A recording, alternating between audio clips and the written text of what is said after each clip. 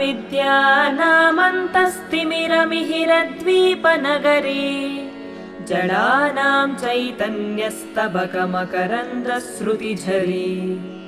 दरिद्राणां चिन्तामणिगुणनिका जन्मजलधौ निमग्नानां दंष्ट्रा मुररिपुवराहस्य भवति त्वदन्यः पाणिभ्याम्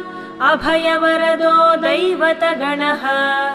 त्वमेका नैवासि प्रकटितवराभीत्यभिनया भयात्रातुं दातुं फलमपि च वाञ्छासमधिकम् शरण्ये लोकानां तव हि चरणावेव निपुणौ हरिस्त्वामाराध्य प्रणतजनसौभाग्यजननीं पुरानारी भूत्वा पुररिपु